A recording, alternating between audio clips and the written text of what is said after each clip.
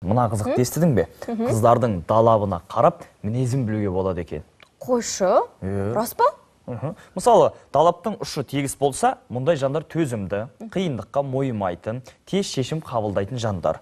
Ұшы үшкірі болса, үй шаруасын оңай дөңгелетіп әкелетін пысық болады екен. Осында қыз керек негіз. Далаптың ұшын қиғаштап жағатын арулар қиялшылдар екен. Далаптың ұшы бір тегіс ұқыпты, желінген далапты қолданатын аруларды таңдаған жігіттер ешқашан опық жемейді екен. Себебі олар сабырлы, ақылды, теңпейілді жандар. Болмашы нәрсеге күйіп піспейді.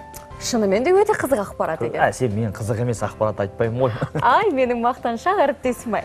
Құрметті қыз-келіншектер, дәл қазір эфирде косметолог маманның бет жууға арналған гельді қалай таңдау керектігі жайлы кеңесін тыңдайтын боламыз. Зер салайық. Қайырлы таң көрермендер, бүгінгі тақырыбымыз бет жуатын гельдар туралы болады. Бұл гельдарды қалай қолданамыз және құрамында қандай заттар бар екенін бәрін қазір тақырыбымда айтып кетемін. Міне осындай бізде әртүрлі бет жуатын гельдар болады. Құрғақ бетке арналған гельдар, одан кейін майлы теріге арналған осындай жуатын гельдар болады.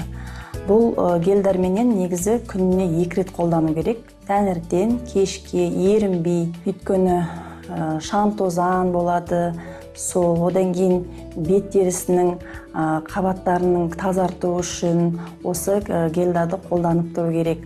Көп адамдар сабынмен жуынып жатады, ол сабынмен жуынуға болмайды, ол сабын бетті кептіріп тастайды. Сондықтан да осындай гельдарменен қолданғанымыз дұрыс болады. Енді бұлардың ішінде майлар болады. Майлар бетті ылғалдандырады. Қолдану мерзімі 1-2 жыл.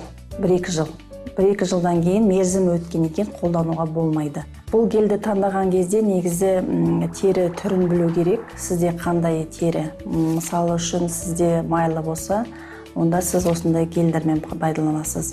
Ал егер де сіздің бетіңіз құрақ болатын болса, онда сіздер мұндай молочкоменен пайдаланасыздар. Бетті сүртіп тазалағанға. Гельді сатып алған кезде құрамына қараңыздар. Құрамында А немесе Б, С витаминдары болу керек. Соларды дұрыстап қарап алсаңыздар болады.